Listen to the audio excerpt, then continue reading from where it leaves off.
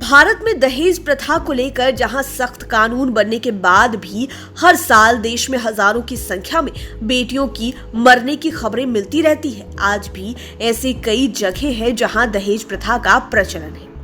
आज भी दुल्हन के पिता अपनी बेटी को दहेज के रूप में महंगे तोहफे देते हैं। आपने अपने घर या फिर आसपास में देखा होगा या फिर सुना होगा कि लोग अपनी बेटियों की शादी में कर्ज लेकर कीमती सामान, सोना चांदी के गहने और नकदी आदि दहेज के तौर पर वर पक्ष को देते हैं। बेटी की शादी के बाद कई पिता कर्ज के बोझ तले भी दब जाते हैं। लेकिन क्या आपने कभी सुना है कि शादी में पिता अपनी बेटी को गिफ्ट ना देकर जहरीले सांप देता है?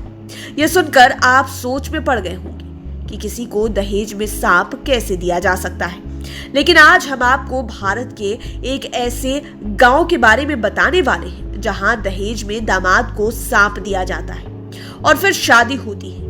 इस प्रथा का चलन कहीं और नहीं बल्कि मध्य प्रदेश में गौरैया समुदाय के लोगों द्वारा आज भी निभाई जाती है। इस समुदाय के लोग अपनी बेटियों की शादी में दहेज के रूप में दूल्हे को 21 जहरीले सांप देते हैं। इनका मानना है कि अगर बेटी को दहेज में 21 खतरनाक सांप नहीं दिए गए तो बेटी की शादी टूट जाएगी और कोई अपशकुन हो जाएगा।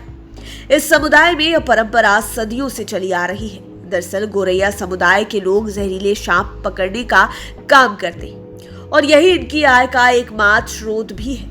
यहाँ के लोग जहरीले सांपों को देखकर लोगों से पैसे मांगते हैं। ये सांप के जहर को बेचकर भी पैसे कमाते हैं। यही वजह है कि पिता अपने दामाद को दहेज में सांप देते हैं ताकि वो इन सांपों के जरिए कमाई कर सके और परिवार का पेट पाल सके। उनकी बेटी को कभी खाने पीने की कमी ना हो।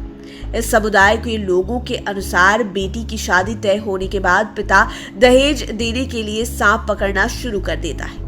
इनमें गहुआ और डोमी प्रजाति के जहरीले सांप भी होते हैं। कहा जाता है कि सांप इतने जहरीले होते हैं कि अगर एक बार किसी को काट ले तो तुरंत मौत ही हो जाए। अगर लड़की का पिता तय समय पर सांप ना पकड़ पाए तो रिश्ता टूट जाता है। शादी में दिए जाने वाले सांपों को अपने घर के सदस्यों की तरह वे रखते और पालते हैं। इस समुदाय में सांपों को सुरक्षित रखने के लिए कड़ा नियम बनाया गया है। अगर कोई सांप इनके पिटारे से मर जाता है तो उस परिवार के सभी सदस्यों को पश्चाताप के तौर पर मुंडन करवाना पड़ता है। इसके साथ ही सांप के नाम का शोक भोज भी आयोजन करना पड़ता है। इसलिए ये लोग सभी नियमों का सख्ती से पालन करते हैं ताकि सांपों को कोई भी तरह की हानि ना पहुंचे। वहीं यहाँ के बच्चों को भी उन जहरीले सांपों से डर नहीं लगता, बल्कि वो तो उनके साथ आराम से खेलते नजर आते हैं। लाइव सिटीज के लिए गोविंद सिंह की रिपोर्ट। अगर अभी तक आपने हमारे चैनल को सब्सक्राइब नहीं किया है तो जरूर कर लें। ये वीडियो फेसबुक पर देख रहे हैं तो पेज को लाइक करें। आप हमें ट्विटर पर भी फॉलो कर सकते हैं। धन्यवाद।